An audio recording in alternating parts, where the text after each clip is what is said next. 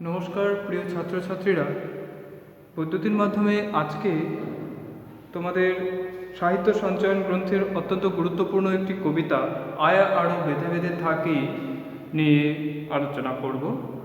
কবিতা আলোচনার পূর্বে কয়েকটি বিষয় সম্পর্কে কথা বলা প্রয়োজন। কবিতার নামটি রয়েছে আয় আরও বেঁধে বেঁধে থাকি। তোমরা যাদের বানান ভুলের প্রবণতা রয়েছে তারা এখানে শুরু থেকেই দেখবে তোমাদের ভুল হওয়ার জায়গা রয়েছে আরও বানানটিতে, তারপর বেঁধে বেঁধে শব্দ, আর থাকিতে অনেকে দীর্ঘি দিয়ে দাও।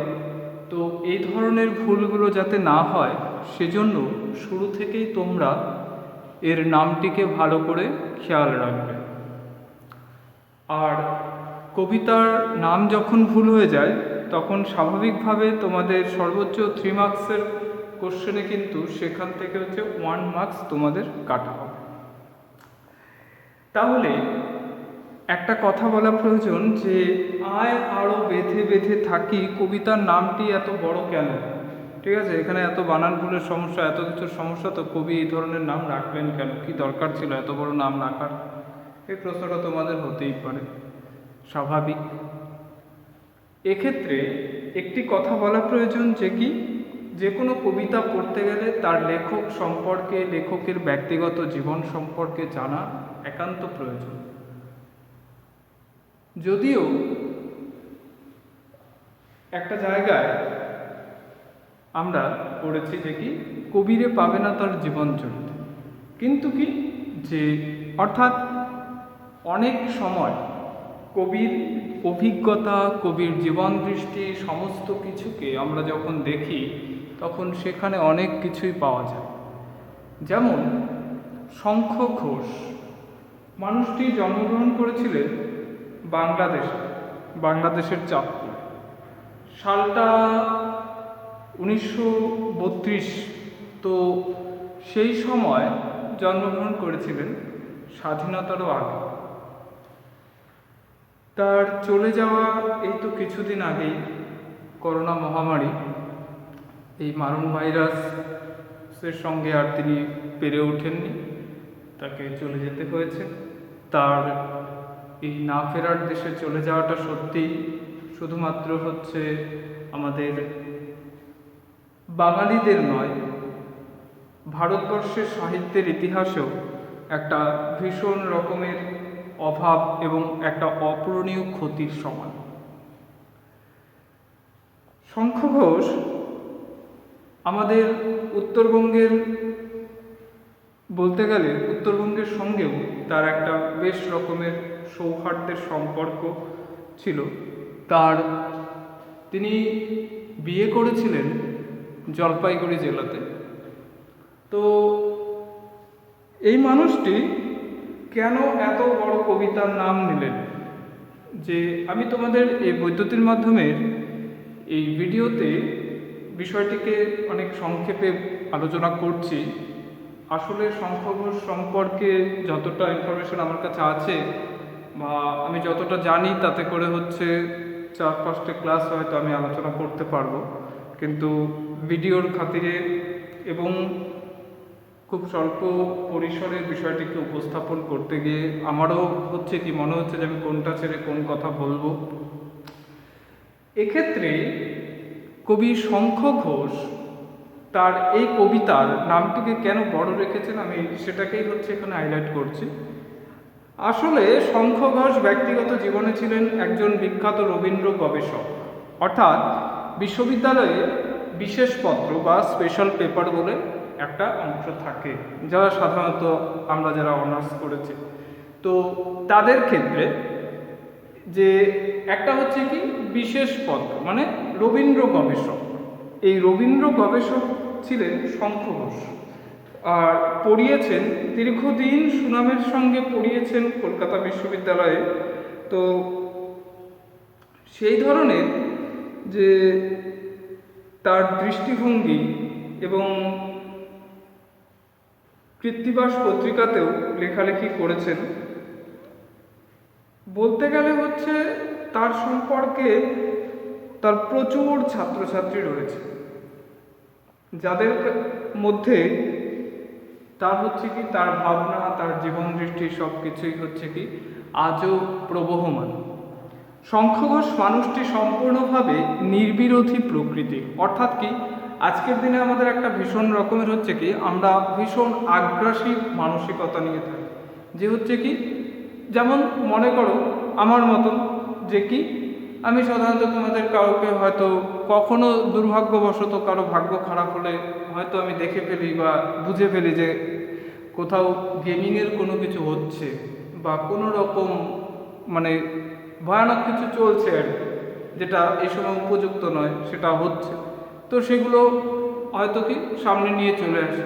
তো সেক্ষেত্রে এই ধরনের হচ্ছে কি আগ্রাসী মনোভাব, যে কি আরে করছে তো তো তারা আমার ছাত্র, করুক না কি আছে, এই ধরনের হচ্ছে কি যে আগ্রাসী মনোভাব অনেকেরই আছে বর্তমানে। এই আগ্রাসী মনোভাবটা মানুষের পক্ষে খুব খারাপ, যেমন আমার পক্ষে খুব খারাপ। তোমাদের কাছে আমি ভালো না, যে কি আমাকে অনেক জায়গাতে অনেক কিছুই শুনতে হয়, যে কি এইটা স্যারের কাজ, প্রফেসর স্যার এই কাজটা করে দিয়েছে, এই কাজটা স্যার ছাড়া কেউ করেনি, এই ধরনের বিষয়গুলো। তো তাতে যাই হোক, সেগুলো দিকে আমি তাকাই না, আমার চোখ পড়ে না ওই সমস্ততে। তো শঙ্খ ঘোষ মানুষটি সম্পূর্ণভাবে নির্বিরোধী প্রকৃতির। কেন নির্বিরোধী বলতে কি বোঝায়? আজকের দিনে দাঁড়িয়ে আমরা কারো কথা শুনতে চাই না। আমরা কি করি? আমরা যদি হচ্ছে সাধারণত হচ্ছে কি আমরা কেউ কারো কথা সহ্য করি না, আরে ও কেন বলবে, ওর থেকে অনেক ভালো আমি বলতে পারি, আমি কেন বলবো না, এই ধরনের মানসিকতা আমাদেরকে সব সময় হচ্ছে কি যন্ত্রণা দেয়। আর সেই যন্ত্রণার জায়গা থেকেই আমরা এই বিষয়গুলোকে সহ্য করতে পারি না। তখন হচ্ছে কি তখন আমরা কোনো মতে হচ্ছে কি নিজেদের যে মতামত বা নিজেদের যে অভিমত, সেই অভিমতটাকে অনেক শান্ত, অনেক মাধুর্যপূর্ণভাবে প্রকাশ করতে পারতাম, কিন্তু সেটা না করে আসলে যে বিরোধী পক্ষের প্রতি একটা ভীষণ বিতৃষ্ণা, ভীষণ একটা হচ্ছে কি রক্ত চোখের ইশারা নিয়ে আমরা কথাটাকে প্রকাশ করি, যার ফলে হচ্ছে কি আমাদের যে ক্রিয়েটিভ যে হচ্ছে থিঙ্কিংগুলো, সেই ভাবনাগুলো আমাদের আর প্রকাশ পায় না, ভালো করে প্রকাশ পায় না। কিন্তু শঙ্খ ঘোষ সম্পূর্ণভাবে হচ্ছে কি ঠান্ডা মাথায় সবার কথা শুনতেন, শুনে বিশ্লেষণ করে নিজের সম্পূর্ণ হচ্ছে কি যুক্তিনিষ্ঠ মতামত দিতেন। তো যাই হোক, শঙ্খ ঘোষের বলে নিয়েছি যে তিনি হচ্ছে রবীন্দ্র গবেষক, কলকাতা বিশ্ববিদ্যালয়ে রবীন্দ্র গবেষক, অর্থাৎ রবীন্দ্রনাথের যে লেখা, রবীন্দ্রনাথের যে জীবন দৃষ্টি, রবীন্দ্রনাথের যে সৃষ্টি, সেই সমস্ত নিয়ে যা পিএইচডি বা হচ্ছে কি যে সমস্ত থিসিস লেখা হয়েছে, সেগুলো সমস্ত কিছুর হচ্ছে চুলচেরা বিশ্লেষণ করতেন হচ্ছে কি শঙ্খ ঘোষ।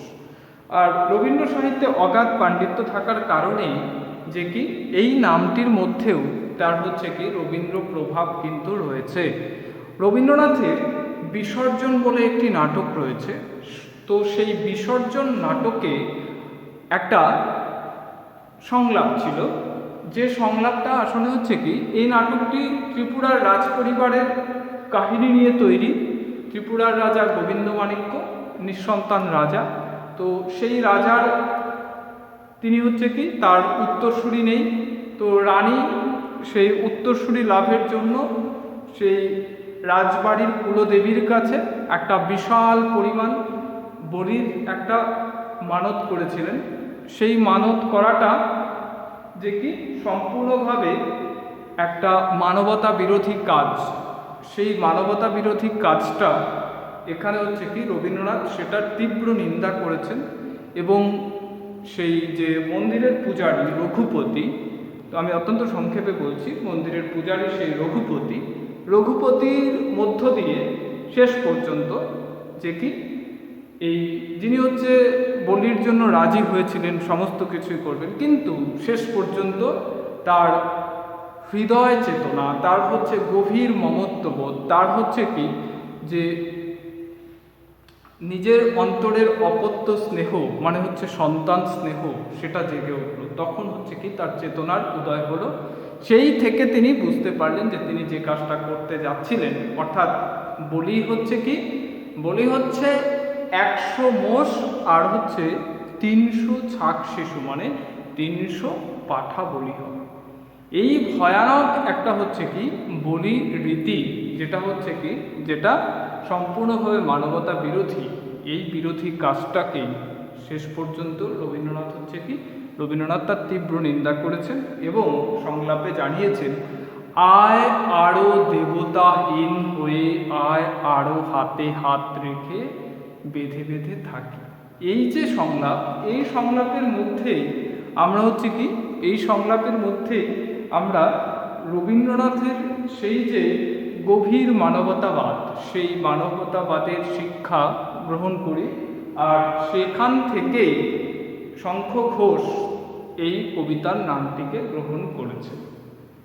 আসলে কবিতাটি ছোট কবিতা, কিন্তু তার প্রাসঙ্গিকতা সময়ের প্রেক্ষিত অনুযায়ী অনেক বেশি। এবং এই কবিতা হচ্ছে কি, এই কবিতা সর্বসময়ে সর্ব পরিস্থিতিতেই প্রাসঙ্গিক। তোমাদের যাদের কাছে বই আছে তারা হচ্ছে বইটা বার করবে, আর অবশ্যই ভিডিওতে চোখ রাখবে।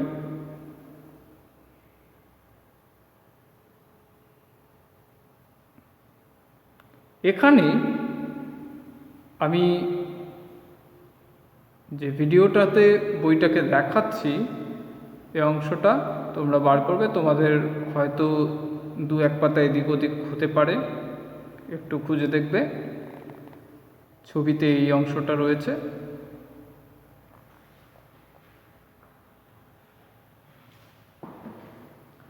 এরপর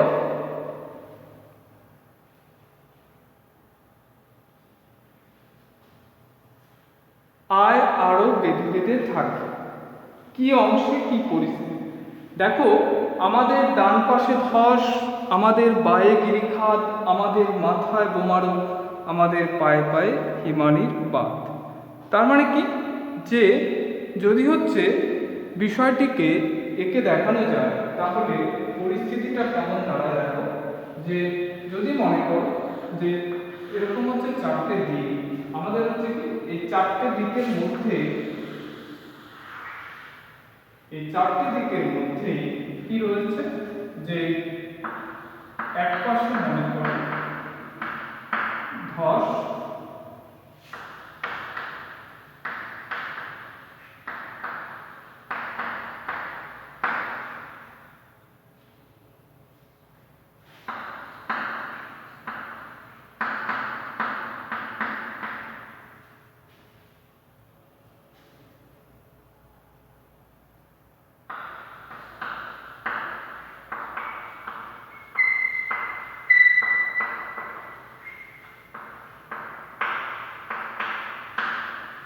তো আমাদের ডান পাশে ধস, বায়ে গিরিখাত, মাথায় বোমারু আর পায়ে পায়ে হিমানি বাঁধ। তাহলে যে এখানে আমাদের ডান পাশে ধস, বায়ে গিরিখাত, ধস বলতে তোমরা জানো যে কি পাহাড়ি পথে অনেক সময় হচ্ছে কি, অনেক সময় পাহাড়ের গা বেয়ে বিশাল বড় বড় পাথরের টুকরো হচ্ছে রাস্তায় নেমে আসে, তো সেগুলোকে বলা হয় কি ধস। আমাদের ডান পাশে ধস, আমাদের বায়ে হচ্ছে কি, আমাদের বায়ে হচ্ছে গিরিখাত। গিরিখাত মানে পাহাড়ি রাস্তার পাশেই হচ্ছে কি বিশাল বড় বড় গভীর গর্ত থাকে, তো সেগুলোকে বলা হয় গিরিখাত। আমাদের মাথায় বোমারু, বোমারু মানে হচ্ছে কি বোমারু, বোম নিক্ষেপকারী অণু, অর্থাৎ যুদ্ধ বিমান। যে যুদ্ধ বিমান থেকে কি করা হয়, যুদ্ধ বিমান থেকে বোম ফেলা। আমাদের পায়ে পায়ে হিমানির বাঁধ। হিমানি কি, হিমানি হচ্ছে বিশাল বড় বড় হিমবাহ, অর্থাৎ গ্লেসিয়ার। তো আমাদের ডান পাশে ধস, বায়ে গিরিখাত, আমাদের বায়ে গিরিখাত, আমাদের মাথায় বোমারু, পায়ে পায়ে হিমানির বাঁধ। তাহলে হলো 4 দিক পূর্ণ। বলতে পারছি যে হচ্ছে কি আমাদের 4 দিক পূর্ণ হয়েছে, যে বৃত্তের ঠিক হচ্ছে কেন্দ্রে যদি কেউ থাকে তাহলে তার ঠিক চারপাশে এই ধরনের পরিস্থিতিগুলো রয়েছে। তাহলে একটা মানুষ কোন দিকে যাবে? মানুষটির হচ্ছে কি কোনো দিকেই যাওয়ার জায়গা নেই।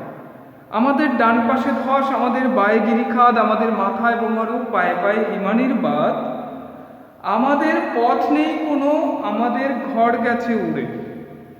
তাহলে যে আমাদের পথ নেই কোনো, অর্থাৎ পথ নেই কোনো, কেমন করে পথ থাকবে? চারদিকে তো হচ্ছে কি, চারদিকে বিপদ। আসলে যে যুদ্ধ বিমান মাথার উপরে ঘোরাফেরা করছে, আমরা কি সুন্দর ঘুরে ফিরে ঘুমোতে পারবো? সুন্দর হচ্ছে কি ঘুরে ফিরে বেড়াতে পারবো, ঘুমোতে পারবো, শান্তিতে হচ্ছে কি বিভিন্ন জায়গায় যেতে পারবো? হবে এই সমস্ত? সম্ভব হবে না। যে কি আর ধস, রাস্তায় ধস নেমে আসছে, আর আমরা হচ্ছে কি আমরা সুন্দর সেই ধসের দিকে হচ্ছে ধস দেখছি যে উপর থেকে পাহাড়ের গা বেয়ে হচ্ছে একটা পাথরের চাই নেমে আসছে, আমরা হচ্ছে কি সেই ধসটাকে ধরতে যাব? পারবো? পারবো। আর গিরিখাত, সেই গিরিখাত পাহাড়ি রাস্তায় যারা গিয়েছো তারা জানো যে হচ্ছে কি যে গাড়ি খুব সাবধানে চালাতে হয়। তারপর হচ্ছে কি হিমানির বাঁধ। হিমানির বাঁধ সাধারণত হচ্ছে কি যে বিশাল উঁচু পার্বত্য এলাকা, কাশ্মীর, লাদাখ, সিয়াচেন, এই সমস্ত জায়গায় হচ্ছে কি যে বরফ পড়ে পাহাড়ের ওপরে যে বিশাল বরফের হচ্ছে কি লেয়ার তৈরি হয়, আস্তরণ তৈরি হয়। তো সেই আস্তরণের মধ্যে বেঁচে থাকতে গিয়ে বা আস্তরণের মধ্যে যে সমস্ত হচ্ছে কি দেশের বীর সৈনিকেরা তারা হচ্ছে সেখানে অতন্দ্র প্রহরা দিচ্ছে, তো সেই অবস্থায় অনেক সময় তাদেরকে সেখানে ভীষণ রকমের বিপদের মুখে পড়তে হয়। তো চারদিকে বিপদ, আমাদের ডান পাশে ধস, আমাদের বায়ে গিরিখাত, আমাদের মাথায় বোমারু, পায়ে পায়ে হিমানির বাঁধ। তারপর কি তাহলে আমাদের আর কোনো পথ নেই, আমাদের পথ নেই কোনো, আমাদের কি আমাদের ঘর গেছে উড়ে। তার মানে আমাদের কি চারদিকে বিপদ, আর সেই বিপদের অবস্থার মধ্যে যদি হচ্ছে কি ঘরে একটু প্রাণ নিয়ে বেঁচে থাকা যায়, তো সেটাও কি সেটাও হচ্ছে মিথ্যা হয়ে যাচ্ছে। অর্থাৎ দেখা যাচ্ছে কি দেখা যাচ্ছে আমাদের ঘরটাও কি হয়ে গেছে, ঘরটাও ভেঙে চুরে, ঘরটাও হচ্ছে ধ্বংস হয়ে গেছে, আমাদের ঘরটাও ঝড়ে উড়ে গেছে। তাহলে আমাদের শিশুদের সব ছড়ানো রয়েছে কাছে দূরে। আমাদের শিশুদের সব, শিশুদের সব, এই সব শব্দের অর্থ কি? আমাদের শিশুদের সব, সব বানানটা খেয়াল করবে। এই সব শব্দের অর্থ একটা সব মানে আমরা জানি কি সমস্ত, আর এই সব মানে কি? এই সব মানে হচ্ছে বিপরীত। তাহলে আমাদের শিশুদের সব ছড়ানো রয়েছে কোথায়? কাছে দূরে। এখানে শব্দ, কিছু শব্দ ভীষণভাবে প্রতীকী। এই শব্দটাও প্রতীকী, এই শব্দটাও প্রতীকী, এই শব্দটাও প্রতীকী, এই শব্দটাও প্রতীকী। কিভাবে? আর এই যে শিশুদের সব, এখানে শিশু শব্দটা বলতে আমরা কি, শিশু শব্দ বলতে আমরা বুঝি কি ছোট্ট ছেলে মেয়ে, তাই তো? তো সেক্ষেত্রে আমাদের শিশুদের সব ছোট্ট ছেলে মেয়ে, এক কথায় আমরা এটাই বুঝি। কিন্তু কবিতার খাতিরে আমরা কিন্তু সেটা এখানে বুঝবো না। অর্থাৎ আমাদেরকে কি বুঝতে হবে? আমাদেরকে বুঝতে হবে শিশু হচ্ছে কি, শিশু হচ্ছে এখানে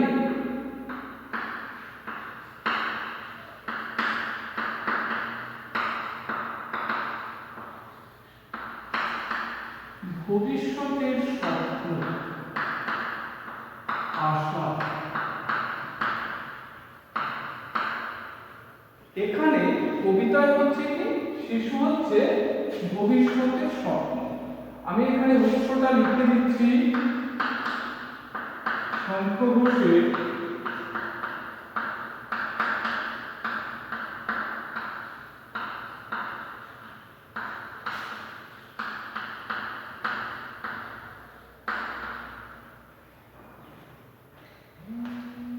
তাহলে শিশুদের সব ছড়ানো রয়েছে কাছে দূরে। এখানে কি যে শিশুদের সব ছড়ানো রয়েছে কাছে দূরে, এর অর্থটা কি দাঁড়াচ্ছে? এর অর্থটা দাঁড়াচ্ছে যে শিশু হচ্ছে এখানে কোন অর্থ নিয়ে আসছে, ভবিষ্যতের স্বপ্ন।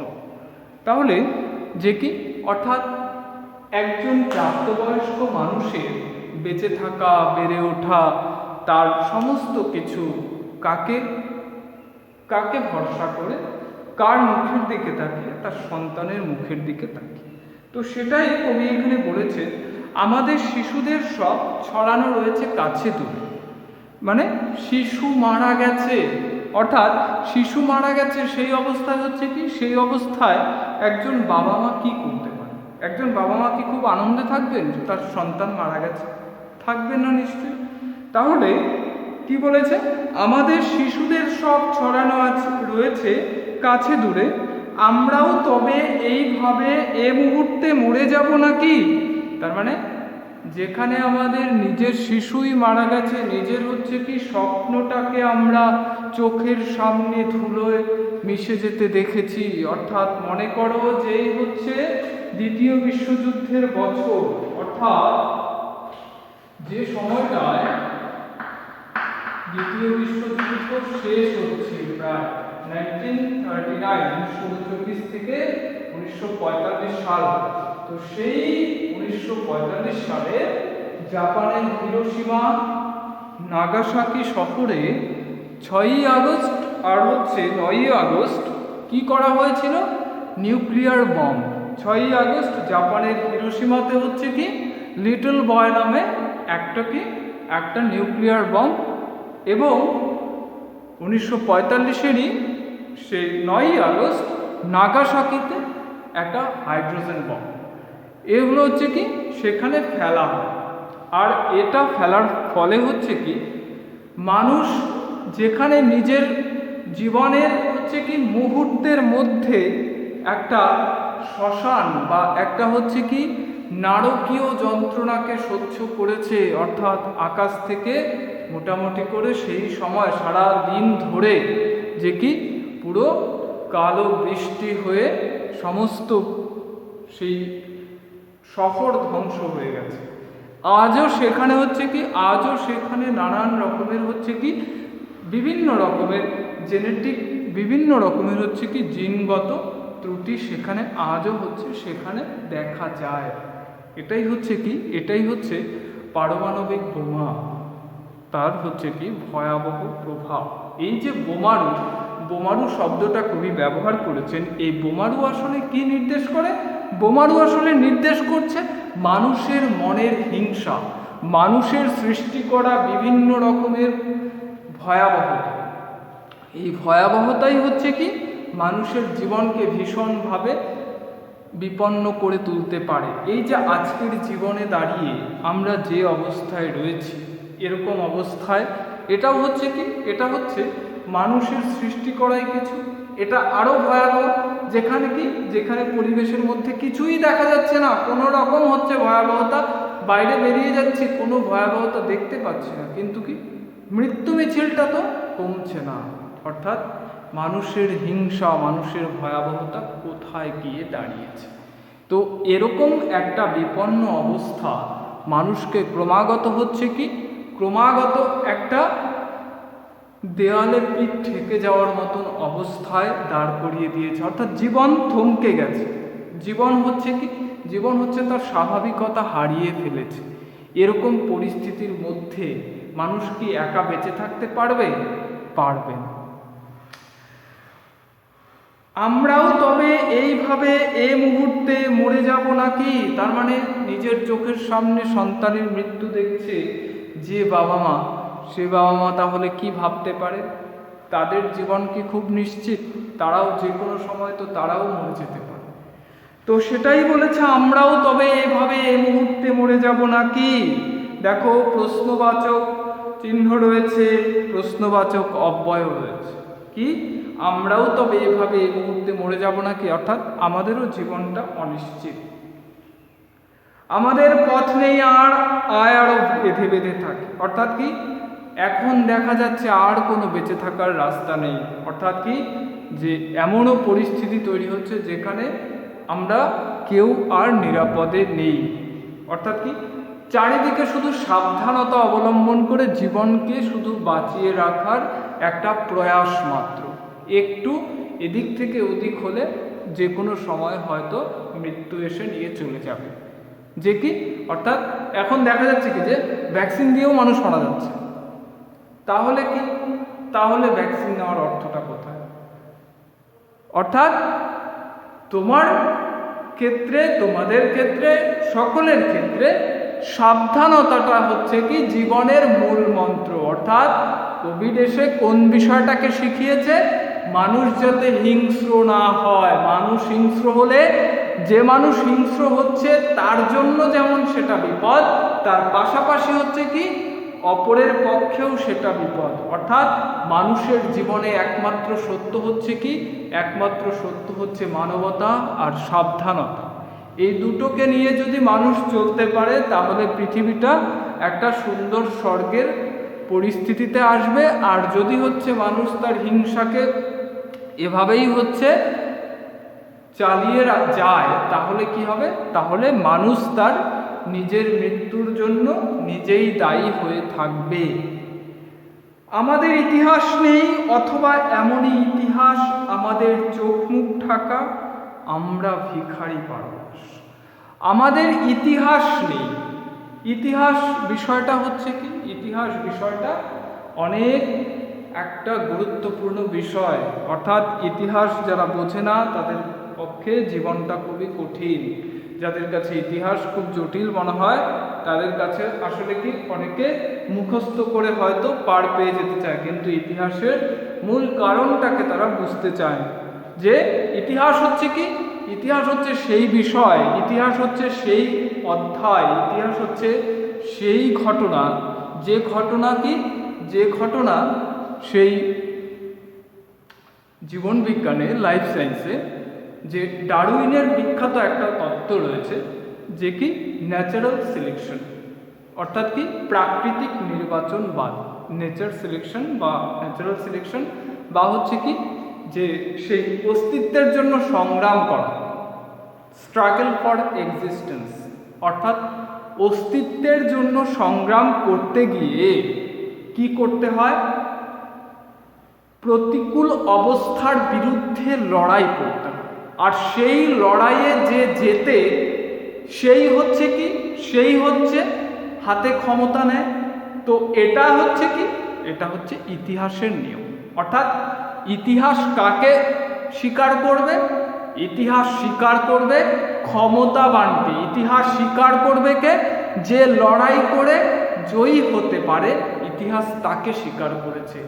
আমরা যুগে যুগে কালে কালে যা দেখে এসেছি তাতে কি ইতিহাস সব সময় হচ্ছে কি ক্ষমতাবানকে স্বীকার করেছে। যেমন ইতিহাস মনে রেখেছে কাকে? চেঙ্গিস খানকে।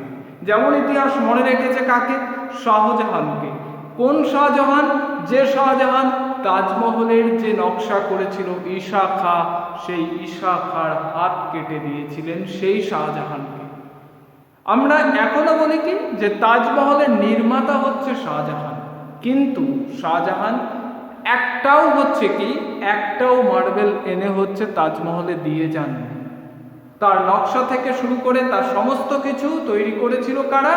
সেই 22,000 শ্রমিক, যারা হচ্ছে কি, যারা সুদীর্ঘ 2 দশকেরও বেশি সময় ধরে তাজমহল নির্মাণ করেছেন। তো সেই মানুষগুলির কথা কিন্তু ইতিহাসে নেই। অর্থাৎ ইতিহাস সব সময় কি, ইতিহাস বড়ই বেশি নির্মম। ইতিহাস সেই কারণেই হচ্ছে কি অনেকের যারা হচ্ছে কি খুব কোমল মনের, তোমাদের মধ্যে আমি জানি যারা খুব কোমল স্বভাবের, তাদের ইতিহাস হচ্ছে খুব হার্ড মনে হয়। তো ইতিহাস বিষয়টাকে যদি এইভাবে নির্মমতার দৃষ্টিভঙ্গিতে পড়ো তাহলে ইতিহাস খুব ভালো মনে থাকে। অর্থাৎ যে কি ইতিহাস কাকে মনে রেখেছে? সেই চেঙ্গিস খানকে। সেই চেঙ্গিস খান যে হচ্ছে কি যে নিজের বড় ভাইকে হত্যা করেছে। ইতিহাস সেই বিষয়কে, সেই সম্রাটকে মনে রেখেছে, সেই আলমগীরকে মনে রেখেছে, সেই ঔরঙ্গজেবকে মনে রেখেছে, যে ঔরঙ্গজেব সিংহাসন লাভের জন্য নিজের পিতাকে বন্দী করেছিলেন, শাহজাহানকে বন্দী করেছিলেন। দারা, সোজা, মোরাদ 3 ভাইকে হত্যা করেছিল। অর্থাৎ কি ইতিহাস সব সময় ক্ষমতাবানের চোখের আগুনে ইতিহাস তৈরি হয়, অর্থাৎ কি ক্ষমতাবান তার রক্ত চোখের ইশারা দিয়ে তার মনের মতন করে ইতিহাস রচনা করে। এটাই হচ্ছে কি, এটাই হচ্ছে ইতিহাসের সবচেয়ে নির্মম সত্য। রবীন্দ্রনাথ একটা জায়গায় বলেছেন, ভারতবর্ষের ইতিহাসে ভারতবাসী তো নেই, ভারতবর্ষের ইতিহাসে ভারতবাসী কোথায়। অর্থাৎ ভারতবর্ষের ইতিহাস পড়তে গেলে সবার আগে আমাদের হচ্ছে কি পড়তে হয় কি, ভারতে যারা আক্রমণ করেছিল ভারতবর্ষের সেই সম্পদশালীনতা দেখে, ভারতবর্ষের সেই ঐশ্বর্যময়তা দেখে, ভারতবর্ষের সেই সুনাম ঐতিহ্য, ভারতবর্ষের সেই প্রাকৃতিক সম্পদের ভাণ্ডারের লোভে লোভী হয়ে যারা হচ্ছে ভারতবর্ষে আক্রমণ করেছে, সেই আক্রমণকারীদেরকে আমাদের পড়তে হয় আগে। অর্থাৎ কি ভারতবর্ষের ইতিহাসও হচ্ছে কি তেমনভাবেই একটা নির্মমতার আবরণে মোড়া। অর্থাৎ ভারতবর্ষের ইতিহাসের মধ্যে ভারতবাসীকে প্রকৃতভাবে খুঁজে নিতে গেলে ভীষণভাবে একটা গোলকধাঁধায় পড়তে হয়। তাহলে যে কি জেমস মিলের একটা বিখ্যাত বই রয়েছে, দ্য হিস্ট্রি অফ ইন্ডিয়া। তো সেক্ষেত্রে সেই আসলে যে শাসকই আসুক না কেন তারা সবাই হচ্ছে নিজের বিষয়টা বা নিজের যে দোষ সেই বিষয়টাকে হচ্ছে কি তারা হচ্ছে দেখে না। অর্থাৎ তারা হচ্ছে কি তারা নিজের দোষটাকে না দেখে হচ্ছে কি নতুনভাবে সব কিছু করার চেষ্টা করে। এটা শুধুমাত্র বর্তমান সময় না, এটা ইতিহাসেরই ধর্ম, সব সময় দেখে আসা হচ্ছেই তাই। যে সেই জেমস মিলের বিখ্যাত বই the history of British India, সেখানে হচ্ছে কি ভারতবর্ষের এই যে সময়কালটাকে দুটো ভাগে ভাগ করেছে। একটাকে করে দিয়েছিল হিন্দু যুগ, আরেকটা করে দিয়েছিল মুসলিম যুগ, আরেকটা কি করেছে, অর্থাৎ ইংরেজরা সে কি করেছে, নিজেদেরকে ধর্মের ভিত্তিতে না দেখিয়ে তারা নিজেদেরকে দেখিয়েছে কি ব্রিটিশ পিরিয়ড। অর্থাৎ সেখানে আর ধর্মের বিষয় নেই। অর্থাৎ সেখানে করতে পারতো, তাহলে ক্রিশ্চিয়ান পিরিয়ড করতে পারতো, কিন্তু সেটা কিন্তু করে। অর্থাৎ এইভাবেই হচ্ছে কি ইতিহাস বিষয়টা একটা সম্পূর্ণভাবে গোলকধাঁধার মধ্যে জড়িয়ে গেছে, যেখানে ভারতবাসী নিজেই এখানে নেই। তো এখানে শঙ্খ ঘোষ সেই বিষয়টাকে মনে করিয়ে দিয়েছেন, আমাদের ইতিহাস নেই, অথবা এমনই ইতিহাস যে কি আমাদের চোখ মুখ ঢাকা। যে কি আমি শুরুতেই বলে নিয়েছি, রবীন্দ্র গবেষক, অর্থাৎ রবীন্দ্রনাথের চিন্তাধারা সম্পর্কে, রবীন্দ্রনাথের ভাবনা সম্পর্কে তার অগাধ জ্ঞান, আর সেই জ্ঞান থেকে তিনি একটা শব্দে বলে দিয়েছেন চোখ মুখ ঢাকা। অর্থাৎ কি যে চোখ মুখ ঢাকা থাকলে মানুষ কোনো কিছু টের পাবে না। তো সেটাই বলেছে, আমাদের চোখ মুখ ঢাকা। আমরা ভিখারি 12 মাস ভিখারি। মানে কি আমরা শুধু পরের দরজায় হন্যে হয়ে ঘুরে বেড়াই। তো সেটাই বলেছে, আমরা ভিখারি 12 মাস। পৃথিবী হয়তো বেঁচে আছে, পৃথিবী হয়তো গেছে মরে। এই যে হয়তো শব্দটা কি, হয়তো হচ্ছে একটা সম্ভাবনা সূচক অব্যয়। হয়তো শব্দটা ব্যবহারের কারণ কি, হয়তো শব্দটা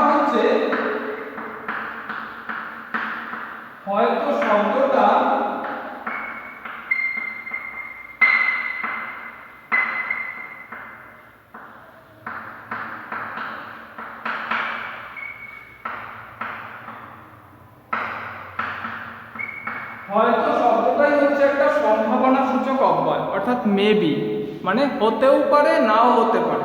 মানে কি কোনো রকম সুনিশ্চিতভাবে কোনো কিছু বলার ব্যবস্থা নেই। পৃথিবী হয়তো বেঁচে আছে, পৃথিবী হয়তো গেছে। আমাদের কথা কে বা জানে, আমরা ফিরেছি দৌড়ে। অর্থাৎ কি আমরা দরজায় ফিরেছি, আমাদের কথা কে মনে রাখবে। অর্থাৎ কি আমরা দরজায় ঘুরে বেড়ানো। অর্থাৎ আমাদের কাছে যদি হচ্ছে কি কেউ পথচারী এসে, কোনো ভিখারি আসে, আমরা কি একদম পুরো মনে রেখে সম্পূর্ণভাবে তাকে গলায় মালা দিয়ে ঘরের মধ্যে কি প্রতিষ্ঠা করে বসিয়ে রাখি না। অর্থাৎ যে তাদের গুরুত্ব দেবার মতো সময় বা ভাবনা আমাদের মাথায় থাকে না, কারো মাথাতেই থাকবে না। কেন থাকবে, কিসের জন্য থাকবে, তাকে মনে রাখার মতন কি বিশেষত্ব আছে, তাই তো। আমরা ফিরেছি দৌড়ে দৌড়ে, কিছুই কোথাও যদি নেই তবু তো কজন আছি বাকি। অর্থাৎ কি, যে সব মানুষ এখনো খারাপ হয়ে যায়নি, সব মানুষ এখনো হিংস্র হয়ে যায়নি, সব মানুষ এখনো হচ্ছে কি, এখনো কিছু মানুষ ভালো আছে, আর কিছু মানুষ ভালো আছে জন্যই এখনো পৃথিবী সুন্দর একটা সৌন্দর্য নিয়ে এখনো আমরা বেঁচে আছি। তো সেক্ষেত্রে কি, এটাই কবি বলতে চেয়েছেন, পৃথিবী হয়তো বেঁচে আছে, পৃথিবী হয়তো গেছে মরে, এটা কবির সম্ভাবনা, কিন্তু তিনি কি বলছেন এটা, যে তবু তো কজন আছি বাকি। অর্থাৎ জীবনানন্দ দাশ যেটা বলেছিলেন, যে সুচেতনা এই পথে আলো জেলে, এই পথে পৃথিবীর ক্রমমুক্তি হবে। অর্থাৎ ভালো ভাবনা, সুস্থ চিন্তা, সুস্থ ভাবনা, এই সুস্থ চিন্তার মধ্য দিয়েই মানুষ হচ্ছে কি, মানুষ ক্রমাগত একটা সুন্দর চেতনা, সুন্দর জীবনযাপন লাভ করতে পারে। আসলে এখন তো অসুস্থতার জয় জয়কার চারদিকে, সেই জন্য হচ্ছে ঠকবাস্তে গাউজারের মতন মনে হয়, 10 চক্রে ভগবান ভূত, মানে সবই দেখি হচ্ছে কি, আরে ওই দাদা গেম খেলছে, এই দাদা গেম খেলছে, ওই অমুক দাদা এত হচ্ছে কি, এতগুলো হচ্ছে টপ আপ করেছে, এই সমস্ত কিছুর কারণে বারবার দেখা যাচ্ছে কি, বারবার দেখা যাচ্ছে ছোট ছোট ছেলে মেয়েগুলো বিভিন্ন মানে খারাপ উদাহরণ তাদের কাছে হচ্ছে কি, মানে বিভিন্ন রকমের, মানে মোবাইল গেমিংয়ের এক্সাম্পল এত বেশি থাকে, সেই কারণে কথায় কথায় আমার চলে আসে সেটা, কিন্তু এমন কিছু আমি কারো কাছে এক্সাম্পল পাই না যে কি ওই দাদা হচ্ছে ইউপিএসসির জন্য পড়ছে, ওই দাদা হচ্ছে ইউপিএসসির এক্সামের জন্য খাটছে। এই বিষয়টা হচ্ছে কি, এই বিষয়টা এখনকার ক্ষেত্রে উদাহরণটা হচ্ছে কি ভীষণ, মানে পাওয়া যায় না, নেই, উদাহরণ নেই। কিন্তু আমি জানি আমাদের স্কুলেই রয়েছে এরকম অনেকেই, যারা হচ্ছে কি, যারা অনেক ভালো ভালো কিছুর জন্য করছে, কিন্তু কি তারা কখনো হচ্ছে এক্সাম্পল হয়ে আসতে পারে না। আসলে হচ্ছে কি, আসলে আমরা হচ্ছে এখন মানে এত বেশি পরিমাণে হচ্ছে কি, যে মোবাইলে ক্লাস করার নামে হচ্ছে কি প্যারেন্টসকে বলছি হচ্ছে ক্লাস করছি, কিন্তু হচ্ছে আমি গেম খেলছি, এই ধরনের ঘটনা। অর্থাৎ চারদিকে এত বেশি অসুস্থ মানসিকতার মানুষ, যে কারণে হচ্ছে কি সুস্থ ভাবনাগুলো আমাদের মন থেকে এখন ফিকে হয়ে গেছে। ফিকে হয়ে গেছে কি, অনেক ক্ষেত্রে তো নেই বলতে গেলে। কিছুই কোথাও যদি নেই তবু তো কজন আছি বাকি, আয় আরো হাতে হাত রেখে আয় আরো বেঁধে বেঁধে থাকি। অর্থাৎ যে কবি কি বলছে, কবি বলছে যে ওই যে ভালো ভাবনার, সুস্থ ভাবনার যে মানুষগুলি রয়েছে, তাদের ওপর নির্ভর করে মানুষ কি করুক, মানুষ ক্রমাগত এগিয়ে চলুক, তাতে করেই হচ্ছে কি পৃথিবী আবার হাসবে, পৃথিবী আবার হচ্ছে কি সুস্থ হয়ে উঠবে, পৃথিবী আবার হচ্ছে কি সুন্দর হয়ে উঠবে। আমাদের সেই হচ্ছে কি, আমাদের দেখা হোক সবুজ সকালে, ঠিক আছে? তো সেরকম হচ্ছে কবি জীবনানন্দ অনেক আগেই বলে গেছিলেন। তো এরকম একটা সুস্থ ভাবনা বারবার হচ্ছে কি আমরা মনে করি।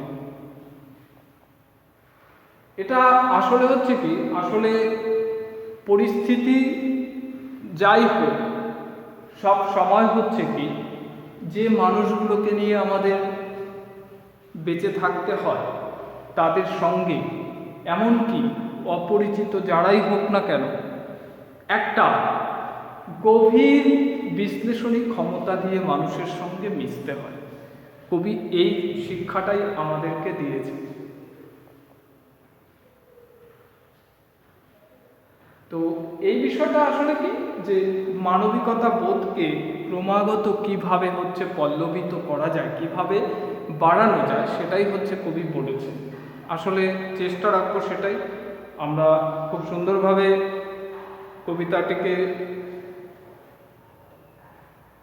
পড়েছি, এটাই আশা করব। তো সেক্ষেত্রে ক্লাসটাও অনেকটাই দীর্ঘ হয়ে গেছে আজকে, এবং সেই ক্ষেত্রে একটা কথা বারবার বলছি যে কবিতার আলোচনা, সেই কারণেই হচ্ছে কি ব্যাখ্যাগুলো একটু বেশি রয়েছে, আর ব্যাখ্যাটা খুব ভালো করে মনোযোগ সহকারে শুনবে। চেষ্টা করব যে এই ব্যাখ্যা মাফিক হচ্ছে তোমাদের প্রশ্নোত্তরগুলোকে সাজিয়ে দেবার। তো সেই জীবনানন্দের কথা অনুযায়ী আমাদের দেখা হোক সবুজ সকালে, আমাদের দেখা হোক জীবাণু ঘুমালে, আমাদের দেখা হোক মহামারী শেষে, আমাদের দেখা হবে জিতে ফিরে এসে। আজকের আলোচনা এইখানেই সমাপ্ত।